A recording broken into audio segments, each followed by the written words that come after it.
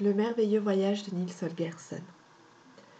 Dans les épisodes précédents, l'hiver arrivant, le clan des oies reprit son voyage vers le sud. Niels décida de rester avec elle pour découvrir le monde, pour sauver Martin de ses parents qui veulent le manger. Bientôt la fin, voici les 2 derniers épisodes. Chapitre 21, où Niels a le cœur qui tire. Dans le beau Island, Niels et les oies retrouvèrent la mer. Le soleil allait se coucher. « N'aie point de peine, Niels Holgersson, bâilla l'astre rougeoyant.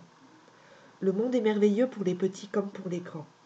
C'est tellement bon d'être libre. » Le lendemain, Niels et les oies admirèrent les bancs de harengs argentés qui revenaient de l'ouest. Les hommes jetaient à la mer leurs filets. Puis ce fut Göteborg, une grande ville de commerce. Mais, quelques semaines plus tard, quand ils entrèrent en Scanie, Niels avait le mal du pays. Akka le rejoignit. « Le temps est calme. Demain, nous survolerons la Baltique. Mais là, nous sommes près de Västra Vemmenhög.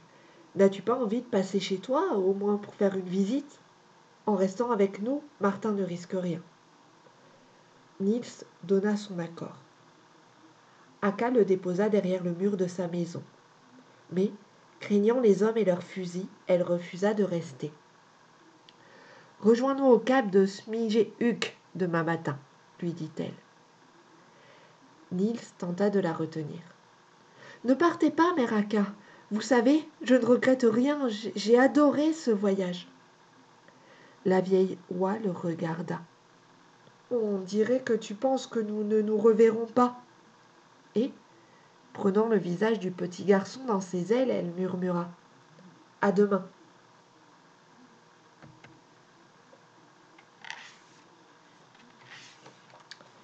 Chapitre 22, où les choses redeviennent. Un lourd silence planait sur la ferme.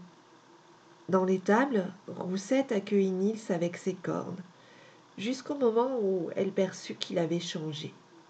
« Tes parents ont des ennuis avec le nouveau cheval, » lui dit-elle. « À cause de lui, ils se sont séparés de Blanchette, et bientôt ce sera au tour de la ferme. » Dans l'écurie, Niels découvrit un étalon magnifique. « J'ai un clou dans le pied, » expliqua celui-ci. « Il m'empêche de marcher. Le vétérinaire n'a pas su le localiser. » Niels sortit son couteau et demanda au cheval la permission de marquer l'endroit douloureux. Plus tard, entrant dans l'écurie, le père de Niels souleva le sabot du cheval et ne crut pas ce qu'il voyait. Une croix y était gravée, accompagnée du mot « clou ». Au même instant, Martin se présenta à la ferme. Il n'avait pas résisté au plaisir de montrer à sa famille d'où il venait. La mère de Niels les enferma dans l'étable. « Holger !» cria-t-elle. « Le jar est rentré avec 7 autres oies sauvages. » Répondit le père de Niels qui avait ôté le clou du sabot. « Ma foi, la chance est en train de tourner. » 5 minutes plus tard, Martin et Fin-Duvet étaient emmenés sur le billot. « Au secours, poussez, au secours !» s'égosillait le jar. D'abord, à cause de sa taille, Niels hésita à se montrer. Mais l'instant d'après, il courait, il fit basculer la porte. « Mère, il ne faut pas toucher au jar !» Alors, tous poussèrent des cris de joie, les humains et les oies. Et quand sa mère lui ouvrit ses bras et qu'elle le serra tout contre elle, Niels comprit qu'il avait retrouvé sa taille. Le lendemain, comme prévu, Niels se rendit à la plage. Dans le ciel, une bande d'oiseaux avait ralenti son vol. Niels entendit Akka appeler, mais ne comprit pas ce qu'elle dit. Il appela à son tour. Les oies ignorèrent ses cris. Accablé, il s'en retourna le cœur triste, quand, dans son dos, un bruissement d'ailes s'éleva. Akka l'avait reconnu.